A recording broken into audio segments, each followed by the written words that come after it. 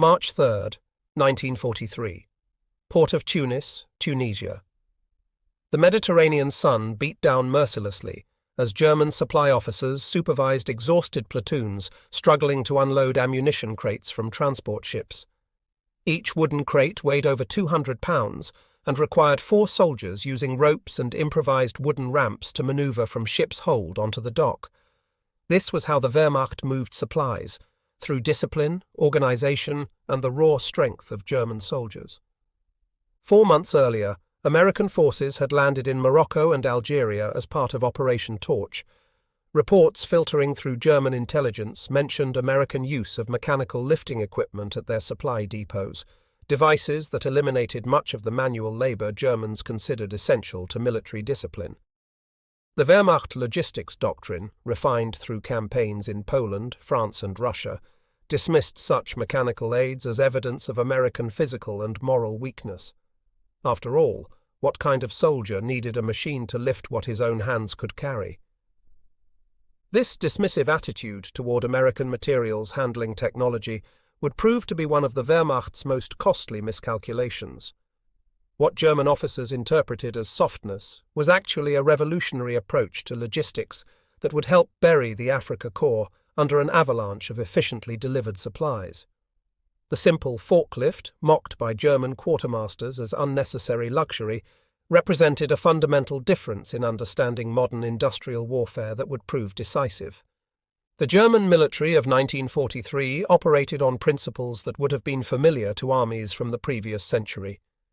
Despite pioneering blitzkrieg tactics that emphasized speed and mechanization in combat operations, German logistics remained surprisingly primitive. A standard German infantry division's supply train employed 256 trucks supplemented by 2,652 horses, requiring over 4,000 men just to move supplies from railheads to the front. This massive manpower investment in logistics meant fewer soldiers available for combat operations. The contradiction was glaring. The same military that had developed advanced tanks, sophisticated tactics, and revolutionary operational concepts still moved most of its supplies using methods Napoleon would have recognized. German soldiers formed human chains to load ammunition, rolled barrels up wooden planks, and carried supplies on their backs across distances that American troops covered with mechanized transport. This wasn't merely a matter of resources. It reflected a fundamental philosophical difference about the nature of military efficiency. American industrial philosophy had taken a completely different path. The Clark Equipment Company in Buchanan, Michigan, had been developing powered material handling equipment since 1917, when they created the truck tractor for moving materials within their own factory. This wasn't driven by military needs, but by the demands of American consumer capitalism, which required efficient movement of goods through factories, warehouses, and distribution centers. By 1924, Clark had modified their design with forks and a vertical mast, creating what would become recognizable as the modern forklift. The evolution continued through the 1930s. In 1938, Clark introduced the car loader, the world's first modern short-coupled internal combustion forklift truck. This compact, maneuverable design could lift heavy loads, stack them vertically, and operate in confined spaces. By 1942, as America mobilized for war, Clark had developed battery-powered forklifts that could operate an entire shift on a single charge, eliminating the need for refueling during critical operations. When America entered the war, this civilian technology was immediately adapted for military use. Clark became a major supplier of forklift trucks and tow tractors to United States forces during World War II. Military procurement records indicate that by 1943, American forces were deploying forklifts at major supply depots, ports, and airfields across North Africa. These machines weren't seen as luxuries by American planners, but as essential force multipliers that fundamentally changed the mathematics of military logistics. The impact was immediately apparent in North Africa. At American supply depots in ports like Oran and Casablanca, a single soldier operating a forklift could unload a truck in 15 minutes, a task that required a dozen German soldiers working for over an hour. The forklift operator remained fresh after hours of work, while the German manual labor teams were exhausted after moving just a few tons of supplies. This wasn't simply about speed, it was about sustaining operations over time. American supply operations could run 24 hours a day with operators working in shifts, while German operations slowed dramatically as soldiers tired. The Battle of Kasserine Pass in February 1943 provided German officers their first close look at American logistics methods. Though the battle itself was a German tactical victory, captured American supply dumps revealed an abundance that stunned Wehrmacht quartermasters. Not just the quantity of supplies, though that was impressive enough, but the systematic organization made possible by mechanical handling equipment. Supplies were stacked on wooden pallets, arranged in neat rows with clear lanes for forklift access, labeled and inventoried with a precision that manual handling could never achieve. German logistics officers observing American supply operations through field glasses noted the presence of small vehicles with protruding forks that moved between supply stacks, lifting and moving loads that would require entire squads of German soldiers to handle. The American operators sat comfortably, protected from the sun by overhead guards, moving tons of material without apparent effort. To German eyes, accustomed to seeing logistics as a test of soldierly fortitude, this seemed almost decadent. The numbers revealed the true scope of American production and logistics superiority. American industry during the war produced 297,000 aircraft, 193,000 artillery pieces, 86,000 tanks, and over 2 million military trucks. But production was only part of the equation. The ability to move these supplies efficiently from American factories to North African battlefields required a logistics revolution that the forklift exemplified. Consider the journey of ammunition from an American factory to the front lines in Tunisia. At the factory, forklifts loaded palletized ammunition onto trains. At East Coast ports like New York and Norfolk, forklifts transferred these pallets from trains to Liberty ships. Upon arrival in North African ports, forklifts unloaded the ships onto trucks. At supply depots, forklifts organized and stacked supplies for easy access. While forklifts were less common at forward supply points near combat zones, their impact on rear area efficiency freed up manpower for the front lines. German logistics, by contrast, relied on manual labor at every stage. German soldiers hand-loaded individual shells and boxes onto trains. At ports, human chains passed supplies from hand to hand. Ships were unloaded box by box, barrel by barrel. Supply dumps were often chaotic accumulations rather than organized warehouses. The mathematics were inexorable. Moving the same tonnage required far more German soldiers, far more time, and those soldiers arrived at the front already exhausted from their logistics duties. The extreme temperatures of North Africa made this disparity even more pronounced. In the crushing heat that often exceeded 120 degrees Fahrenheit, German soldiers performing heavy manual labor quickly became heat casualties. Dehydration, heat exhaustion, and heat stroke decimated German logistics units.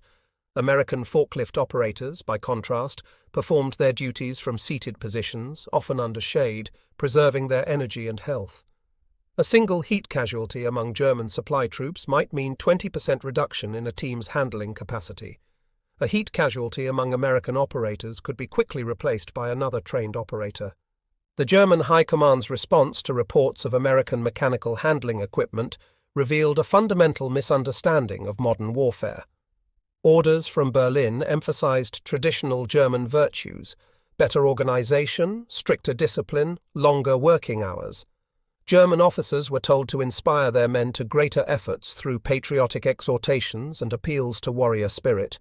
What they needed were machines. What they got were speeches. Some German logistics officers who had worked in German industry before the war understood the multiplication of effort that mechanical handling provided. They wrote reports urging the adoption of similar equipment. These reports faced skepticism from superiors who saw mechanical assistance as evidence of declining warrior spirit. The Wehrmacht's traditional emphasis on physical hardship as character building clashed with the practical reality of modern logistics requirements. This attitude reflected deeper German military culture. The Wehrmacht had inherited from the Prussian military tradition a valorization of hardship as character building. Suffering was seen as ennobling, mechanical assistance as potentially corrupting. American military culture, influenced by industrial efficiency experts and business practices, took the opposite view. Why waste human energy on tasks machines could perform better? Save soldiers' strength for tasks only humans could perform: thinking, fighting, leading. The Afrika Korps faced another logistics challenge that mechanical handling could have alleviated: the lack of port capacity. Tobruk, the main Axis port in North Africa, could handle only about 20,000 tons of supplies monthly, far below the 100,000 tons the Afrika Korps needed. This bottleneck was partly due to limited dock space, but largely due to the slow pace of manual unloading. Ships sat in harbour for days being unloaded by hand when mechanical equipment could have cleared them in hours. American operations at North African ports demonstrated what was possible with mechanical handling. At Casablanca, American engineers established supply operations that moved 50,000 tons monthly through facilities where French colonial authorities, using primarily manual labour, had previously managed only 10,000 tons. The difference wasn't just forklifts, but an entire system designed around mechanical handling: pallet standardization, warehouse layout, transport scheduling, all optimized for mechanical operations. The psychological impact on German troops was profound. Letters home from German soldiers, though heavily censored, revealed growing awareness of American material superiority. Soldiers wrote about watching American supply operations with a mixture of amazement and despair. The sheer efficiency of American logistics, symbolized by the forklift, represented a kind of warfare the Wehrmacht hadn't anticipated. By spring 1943, even Rommel himself recognized the logistics crisis. The Desert Fox, renowned for his tactical brilliance, found himself increasingly constrained not by Allied combat power, but by simple inability to move supplies efficiently from ports to his forces. His requests to Berlin for mechanical handling equipment faced the reality that Germany lacked both the industrial capacity to produce such equipment in quantity and, crucially, the fuel to operate it. This fuel shortage highlighted another advantage of American electric forklifts. While German vehicles competed for precious gasoline, American electric forklifts operated on battery power, charged by generators at rear areas where fuel was more plentiful. A German truck moving supplies consumed fuel that could have powered a tank. An American electric forklift consumed electricity that had no alternative military use. The Wehrmacht did possess some mechanical handling equipment, primarily cranes and hoists in rear areas in Germany and occupied territories. But this equipment was neither standardized nor available in significant quantities. German industry had produced various types of lifting equipment, but these were typically large, specialized machines designed for factory or dock use, not the versatile, mobile forklifts that Americans deployed. Moreover, German military doctrine saw such equipment as belonging to static installations, not mobile military operations. The Battle of Medellin in March 1943 demonstrated the cumulative effect of logistics disparities. Rommel's attack, his last in Africa, failed partly due to ammunition shortages caused by inefficient supply handling. German artillery batteries ran short of shells, while American and British forces, supplied by mechanically handled logistics, maintained sustained bombardments. The mathematics of modern warfare had turned decisively against any force relying primarily on manual labour. As the Afrika Korps retreated westward through Libya and into Tunisia, they left behind supply dumps that told the story of their logistics failures. Scattered, disorganized piles of equipment, much of it damaged in handling, contrasted sharply with the neat, palletized American supplies advancing behind them. German soldiers attempting to evacuate supplies found that what had taken days to unload by hand could not be quickly reloaded for withdrawal. The final surrender in Tunisia in May 1943 brought over 230,000 Axis soldiers into Allied captivity. Among them were thousands of logistics personnel who would experience American supply methods firsthand as prisoners of war. Their journey to prison camps in the United States would prove educational in ways the Wehrmacht never intended. German prisoners transported to America traveled in relative comfort compared to their expectations. Ships that might have carried cargo were efficiently loaded with prisoners using organized embarkation procedures. Upon arrival in American ports like Norfolk, Virginia, and New York, prisoners witnessed forklift operations on a scale that dwarfed anything they had seen in Africa. These ports handled more tonnage in a day than German ports managed in a week.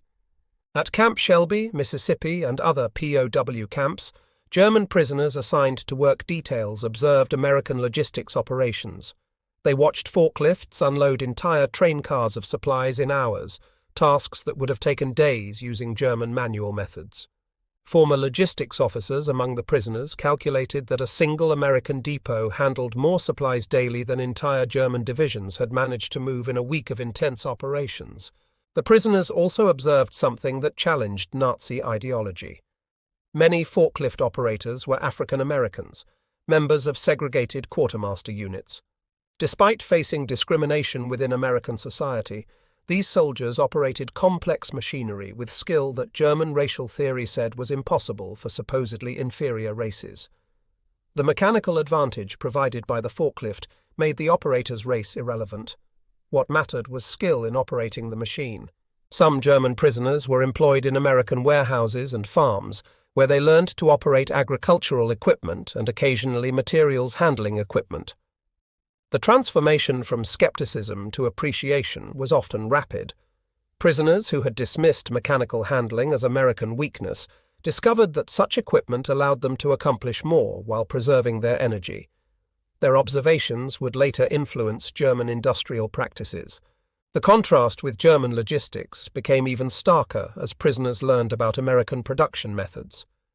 They discovered that American factories were producing materials handling equipment in significant quantities, with each machine representing the cargo handling capacity of multiple workers. The same industrial base that produced this equipment was simultaneously producing trucks, tanks, aircraft, and ships in quantities that seemed impossible to minds shaped by German scarcity. The German military's failure to appreciate mechanical handling equipment reflected broader weaknesses in German military culture. The emphasis on will over material, spirit over technology, and tradition over innovation created blind spots that proved costly. While German engineers created impressive weapons like the V-2 rocket and jet aircraft, they neglected the mundane but essential technologies that actually sustained military operations. This neglect stemmed from fundamental misunderstandings about modern warfare. German military theorists focused on operational art, the movement and engagement of large formations. American military planners increasingly focused on logistics, the science of moving supplies to support those formations. The Germans perfected blitzkrieg but couldn't sustain it. The Americans may have been less elegant tactically, but could sustain operations indefinitely through superior logistics. The forklift represented something larger than just mechanical handling. It embodied an entire philosophy of warfare that valued efficiency over tradition, pragmatism over ideology, and results over appearances. Every American forklift operating in North Africa was a statement that modern war was won not by warrior spirit alone, but by industrial capacity efficiently applied. After Germany's surrender in May 1945, the full extent of the logistics disparity became clear. Allied investigators studying German military records discovered that the Wehrmacht had never fully mechanized its logistics, depending on horses and manual labor throughout the war. Even elite units like the Afrika Korps, portrayed in propaganda as fully mechanized, had relied heavily on manual handling for supply operations. The occupation of Germany provided a demonstration of American logistics methods.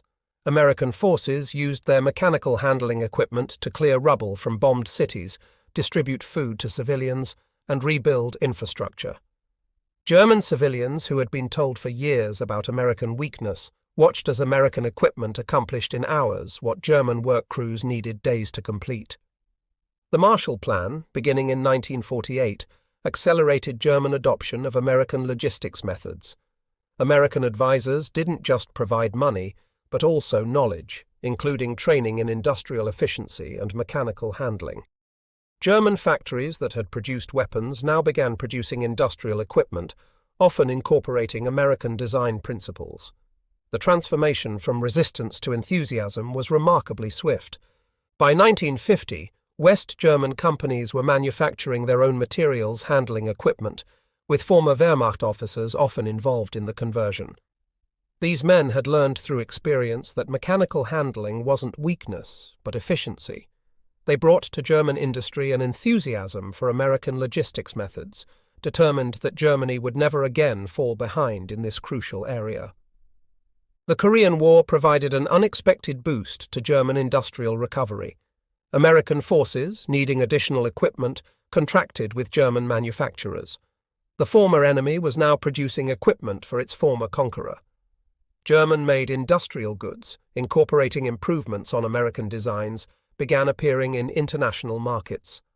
By 1955, the transformation was complete. West Germany had become one of Europe's leading industrial producers. German industrial equipment was exported globally, competing with American models in international markets. The student had not merely learned from the teacher, but was beginning to innovate and improve upon the original lessons. The founding of the Bundeswehr, West Germany's new military force in 1955, incorporated hard-learned lessons about logistics. Mechanical handling equipment was considered as essential as weapons. Every Bundeswehr logistics unit was equipped with modern equipment. German soldiers were trained to operate mechanical handling equipment as a basic military skill. The contrast with Wehrmacht doctrine could not have been more complete. Industrial statistics told the story of transformation. Before the war, German warehouses and factories had minimal mechanical handling equipment. By 1960, West Germany had extensive mechanical handling systems in operation. German industrial productivity, rebuilt on principles of mechanical efficiency, was achieving growth rates that impressed economic observers. The philosophical transformation was even more profound than the physical one. German industrial culture, once proud of its capacity for hard work and manual skill, embraced mechanical assistance as the path to prosperity. The work ethic that had once valorized physical effort now valorized efficiency. Working smart replaced working hard as the highest virtue. Veterans of the Afrika Korps, many now working in German industry, became advocates for mechanical handling. They spoke at industrial conferences, wrote articles in trade journals, and taught younger workers about the importance of logistics efficiency. Their message was consistent. Germany had lost the war not primarily on battlefields, but in supply depots where American mechanical efficiency had overwhelmed German manual methods.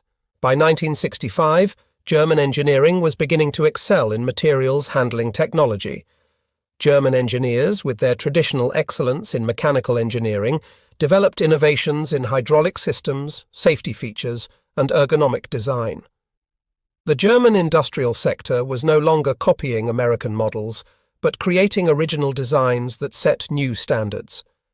The economic miracle of West Germany in the 1950s and 60s was built partly on logistics efficiency learned from American examples. German factories, equipped with advanced mechanical handling systems, achieved productivity levels that impressed international observers. Every piece of German materials handling equipment operating in these factories was a reminder of lessons learned through defeat. The contrast with East Germany was instructive.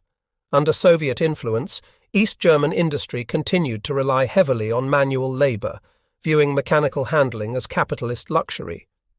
The productivity gap between East and West Germany widened yearly, with mechanical handling efficiency being one of the key differentiators. When reunification came in 1990, East German workers were amazed by the mechanical handling equipment standard in every West German facility. Military historians studying World War II logistics have concluded that mechanical handling equipment, though unglamorous compared to tanks and aircraft, was one of the important technologies affecting logistics efficiency. The ability to move supplies efficiently from factories to front lines influenced which armies could sustain operations and which struggled with logistics failure. The Wehrmacht, for all its tactical brilliance, never fully solved this fundamental equation. The forklift's impact extended beyond military applications to reshape global commerce. The standardized pallet, designed for forklift handling, became the basic unit of international trade.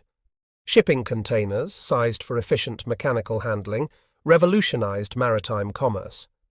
The global economy that emerged after World War II was built on foundations of efficient materials handling. Modern military forces universally recognize mechanical handling as essential to operations. No major military force today would consider relying primarily on manual labor for logistics operations. The lesson demonstrated by American mechanical efficiency in North Africa has been thoroughly absorbed. Mechanical advantage in logistics is as important as firepower in combat. The German experience represents one of history's most complete transformations in industrial philosophy. A military culture that had dismissed mechanical handling as weakness embraced it as essential to both military and economic power. This transformation required not just adopting new technology, but changing fundamental beliefs about strength, work, and efficiency. Today's German logistics industry is highly advanced in innovation and efficiency. German companies produce sophisticated mechanical handling equipment. German logistics expertise is exported globally through consulting services and equipment sales. The nation that once dismissed mechanical materials handling has become a global leader in the technology. The symbolism resonates through decades. The forklift, that simple machine with two metal prongs, challenged not just German armies, but German assumptions about the nature of strength and efficiency. It demonstrated that true power comes not from human muscle alone, but from human intelligence applied to mechanical advantage. The Wehrmacht learned this lesson too late to avoid defeat, but thoroughly enough to ensure it would never be forgotten. In military museums across Germany, preserved examples of American equipment from World War II are displayed alongside tanks and aircraft. These machines, unglamorous and utilitarian, tell a story as important as any combat vehicle. They remind visitors that wars are won not just by courage and tactics, but by the efficiency of moving supplies from one place to another. The final lesson is both simple and profound. Nations that dismiss technological innovation as weakness do so at their peril. German officers who dismissed American mechanical handling in 1942 could not imagine these machines would contribute to their defeat. They saw mechanical assistance as decadence when it was actually evolution. They valued traditional strength while their enemies multiplied strength through technology. The transformation was substantial by the 1970s when German manufacturers were selling equipment internationally. The circle had closed. The student had become accomplished, but the lesson remained. Never dismiss an innovation simply because it makes work easier. In modern warfare and modern industry, making work easier means accomplishing more with less, and those who accomplish more with less gain advantage.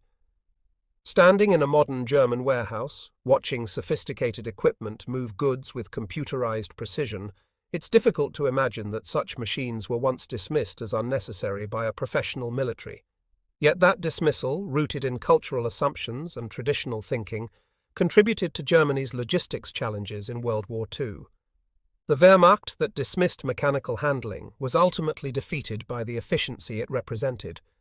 The victory of mechanical efficiency was incremental but decisive. No monuments commemorate materials handling excellence. No medals were struck for logistics efficiency. Yet mechanical handling changed warfare by demonstrating that in industrial conflict, the side that moves supplies most efficiently gains significant advantage. This lesson, learned in North African deserts where German soldiers exhausted themselves while American equipment worked continuously, resonates in every modern military logistics operation. The story of German attitudes toward mechanical handling is ultimately a cautionary tale about the dangers of dismissing innovation that challenges cultural assumptions. The Wehrmacht entered World War II confident that German discipline and physical strength would overcome American mechanical methods. They discovered instead that mechanical assistance multiplied human capability in ways that no amount of discipline could match. Mechanical handling didn't replace human strength, it amplified it. Understanding this distinction earlier might have changed German logistics practices. The legacy continues in global supply chains. Every efficiently handled load in today's commerce, every container moved in modern ports, every warehouse operating with mechanical precision traces its development to the logistics evolution of World War II. The mechanical handling that German officers dismissed in North Africa became the foundation of global commerce. In that transformation from military necessity to commercial ubiquity lies the vindication of efficient logistics philosophy. Today, As automation transforms logistics again, the lesson remains relevant. Military forces that dismiss new technologies as unnecessary complications risk logistics inefficiency. The side that moves supplies most efficiently maintains advantage, whether those supplies are moved by traditional methods or new technologies. The German journey from dismissing to embracing mechanical handling teaches that military superiority requires more than advanced weapons and brave soldiers. It requires embracing innovations that multiply human capability, even when those innovations challenge traditional concepts. The Wehrmacht failed to learn this lesson in time to avoid defeat. Their successors learned it so thoroughly that Germany became a leader in the very technology they had once dismissed. In the end, mechanical efficiency proved decisive in logistics, not through direct combat, but through the mathematics of supply efficiency. While German soldiers exhausted themselves moving supplies manually, American mechanical methods moved vast quantities of material that sustained Allied armies across continents. Simple machines had contributed to changing warfare, teaching a lesson about modern conflict that remains valid. In industrial war, mechanical advantage in logistics provides crucial benefits. The transformation was thorough, the lesson absorbed, the technology adopted and ultimately refined by those who had initially rejected it. Germany's journey from dismissing mechanical handling as weakness to becoming a leader in materials handling technology represents one of history's notable reversals. In that reversal lies wisdom valuable for any military force or nation. Dismissing innovation because it challenges traditional assumptions about strength, work, or efficiency can prove costly. The price of such dismissal, as discovered in the deserts of North Africa, contributed significantly to logistics failure and ultimate defeat.